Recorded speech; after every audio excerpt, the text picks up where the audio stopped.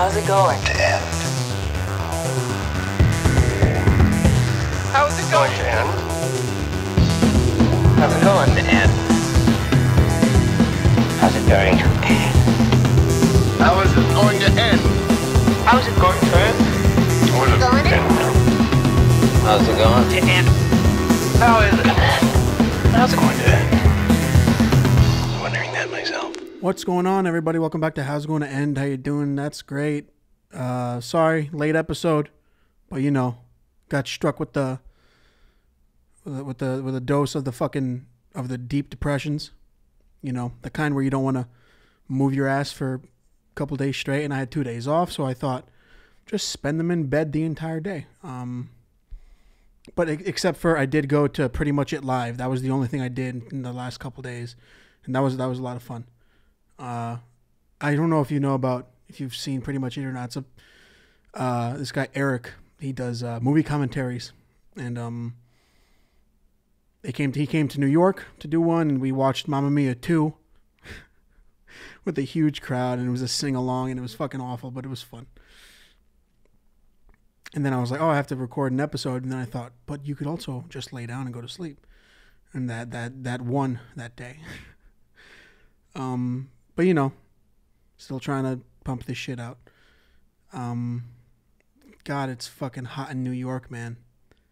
It's hot and it's fucking humid. It's like 90 degrees and humid as shit, and it's fucking nasty.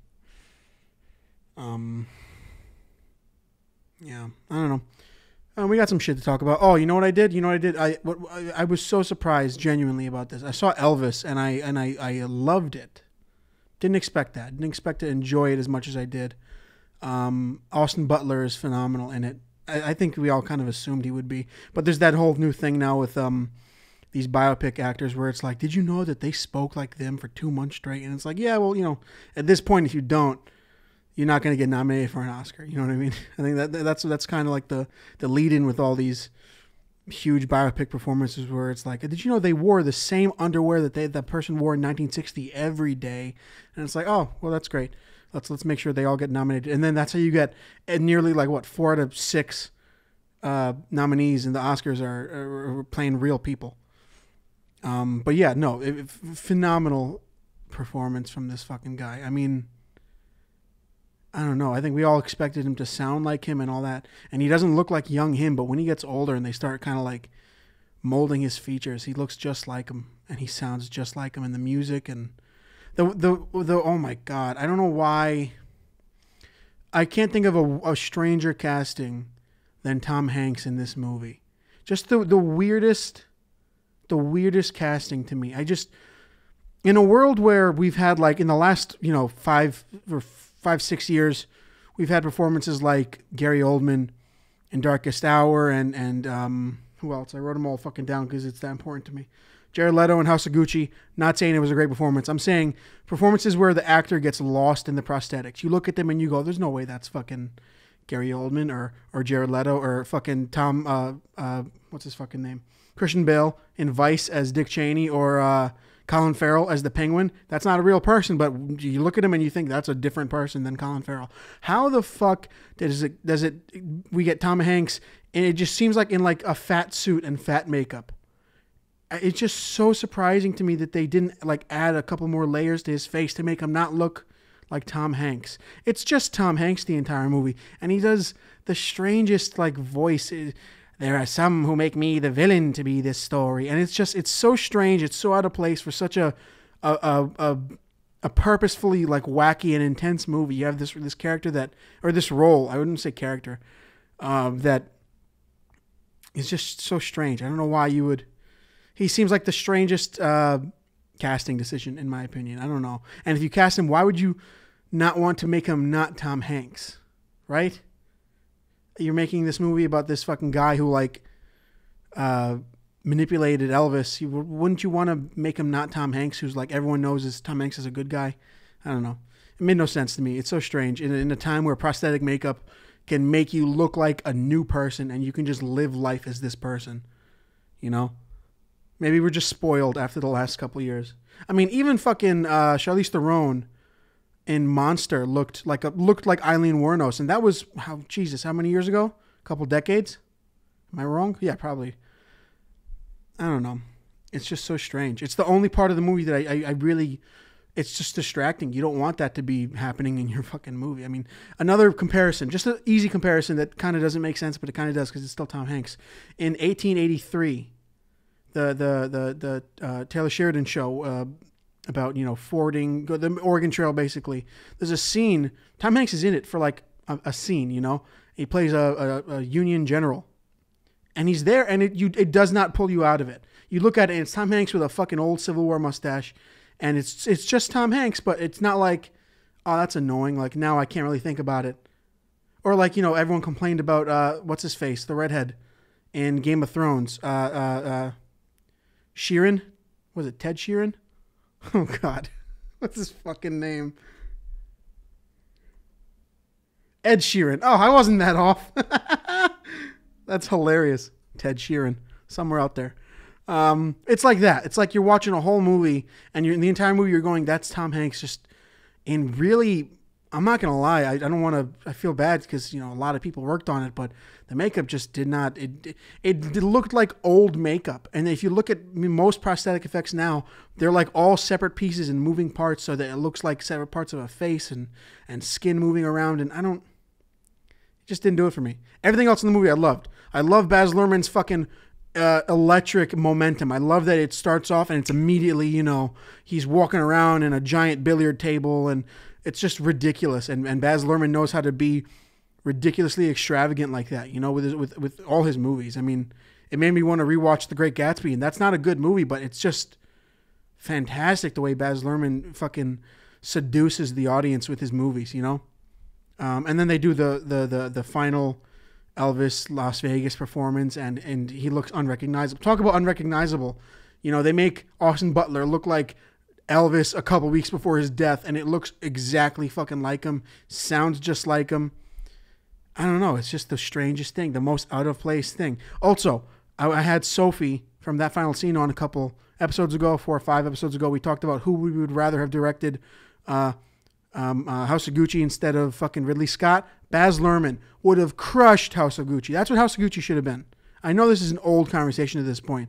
House of Gucci should have been ridiculous and gold and extravagant and sparkly and fucking and full of like deep-seated murder and mystery and gold and glitter, and it should have been a fucking wacky fucking it was just strange. That's who that's how you get to direct the movie about the Gucci's and murder is fucking Baz Luhrmann. That would have been a good one. And what's funny? I don't mind actually the whole idea that it's from the perspective of I think his name was Tom Parker, Colonel Tom Parker, for an Elvis movie. I think that it would have been more interesting if it was Priscilla's point of view, because that's although that's more done often than not. Like, that's more of a cliche, but his perspective of starting the movie with, they said I killed him, I didn't kill him. That's a really interesting perspective to do for the guy who ran Elvis into the ground at Las Vegas, basically. Would have been interesting. What a weird fucking casting. I just can't get over it. Tom Hanks should not have been in that movie. Or if he did, hey Tom, be less Tom Hanksy, I don't know, man. Just strange.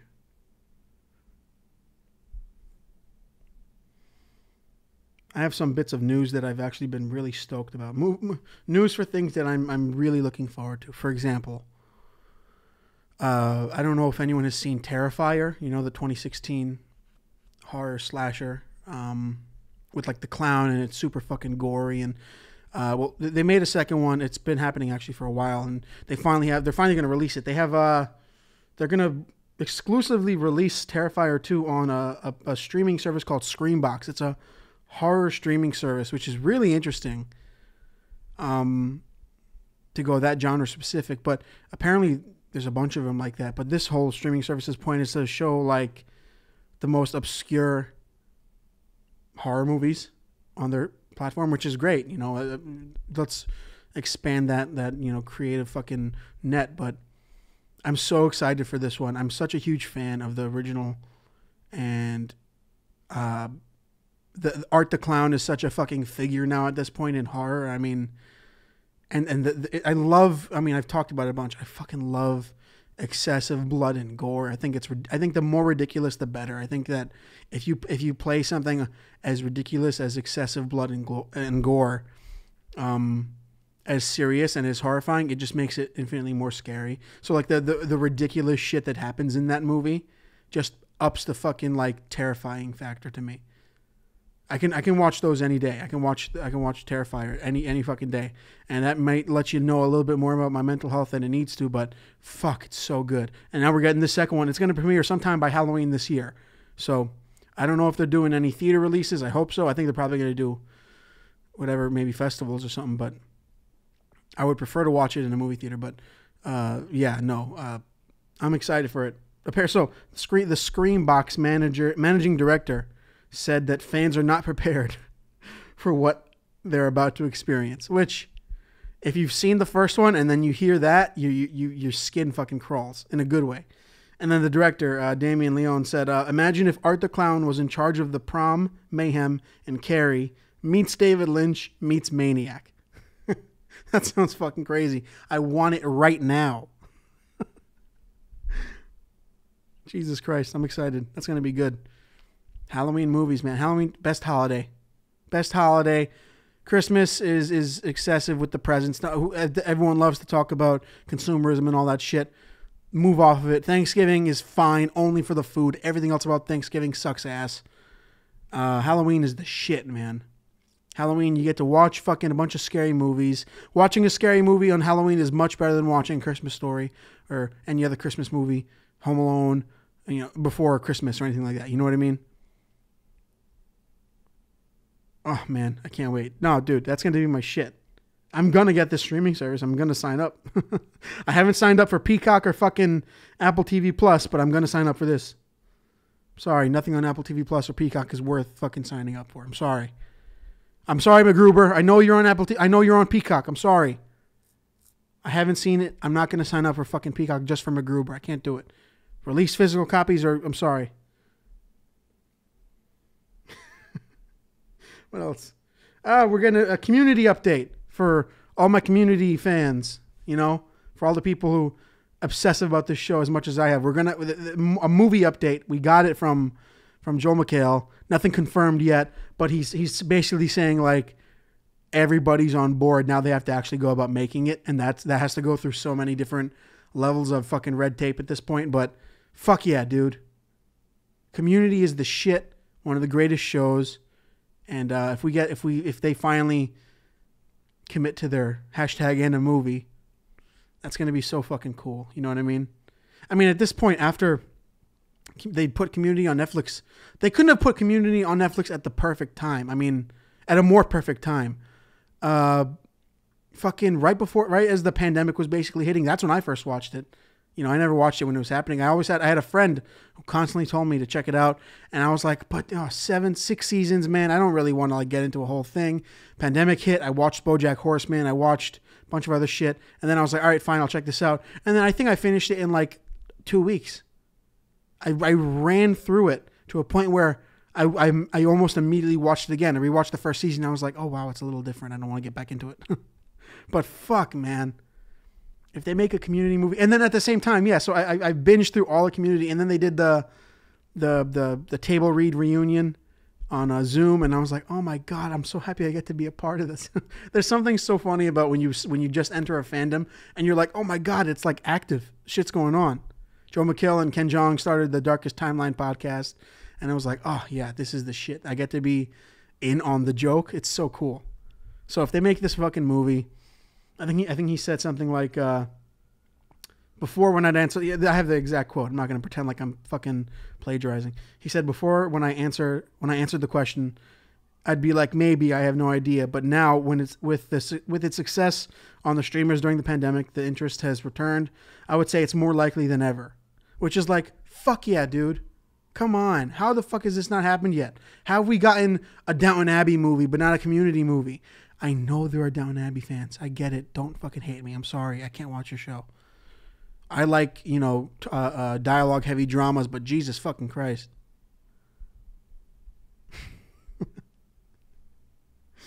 I'm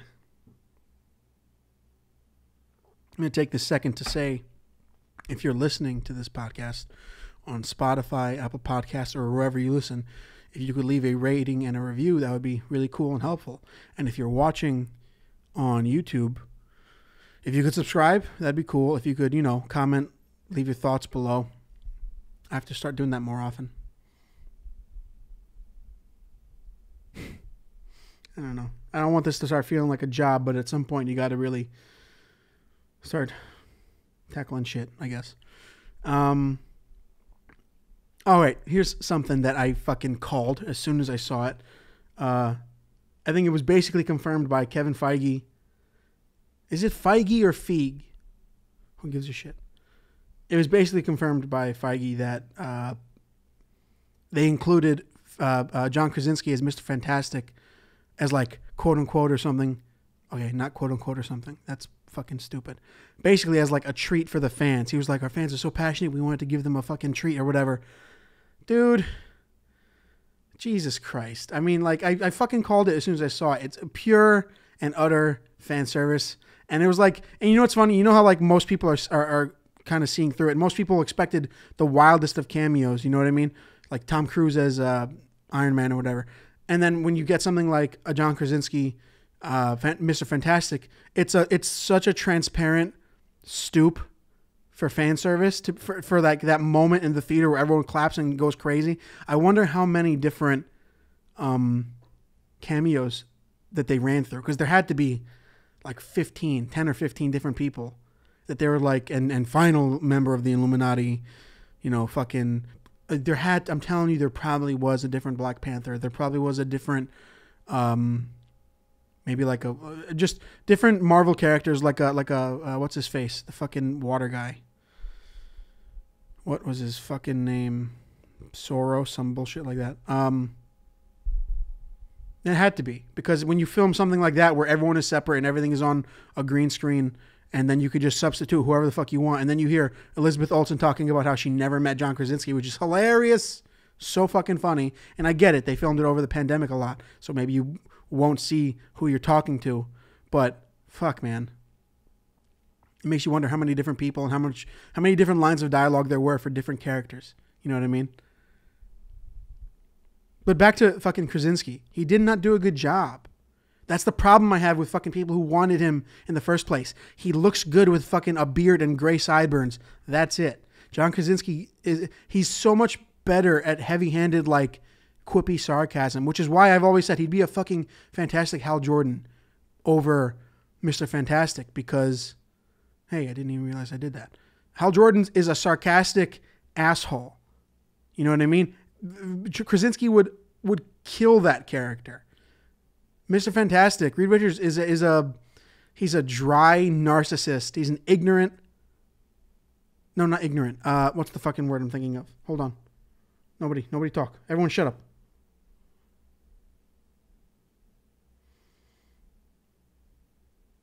There we go. Fantastic is an arrogant character. He's a dry, arrogant narcissist. He's not ignorant. The whole joke of like, don't move, Wanda. And one whisper from Black Bolt's mouth. And it's like, it's so obvious. I think even Sam Raimi said it was just there to have him in and then kill him. It's like, if that's not the most transparent use of a company being like, here's something shiny, clap for us. You know what I mean?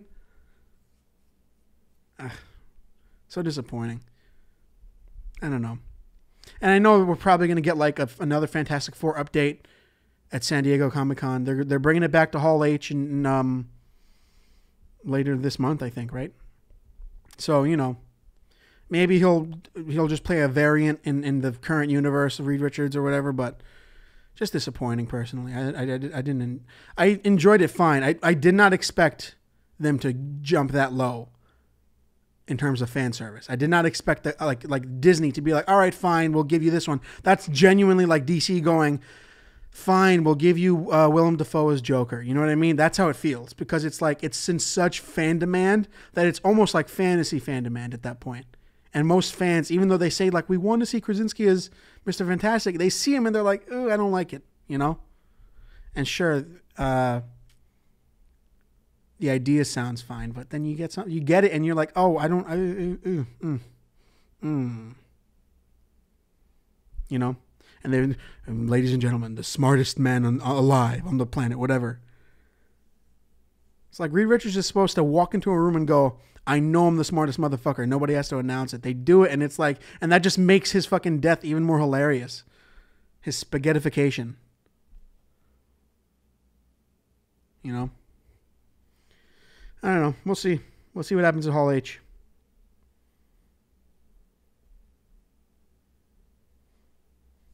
I think I'm going to keep this one short and sweet. What else is there to talk about, really? Other than decaying of the world. We don't have to talk about that, though, right? All right, I think that's going to be it. If you want to follow the podcast, you can follow on Spotify, Apple Podcasts, wherever you listen. You can rate and review there. Like I said earlier, it helps a lot. You can subscribe on YouTube, Comedian to Cinema, to watch the podcast, to look at my beautiful set and my whiskey I keep on the window that I haven't actually had a drink of in a while. And you can follow me on Instagram, Comedian of Cinema. And yeah, that'll be it, man. See you guys next week. Hopefully with a person. I say it every week. Hopefully next week I have somebody here with me. We'll see. Maybe I'll just interview a fucking person on the street. See ya.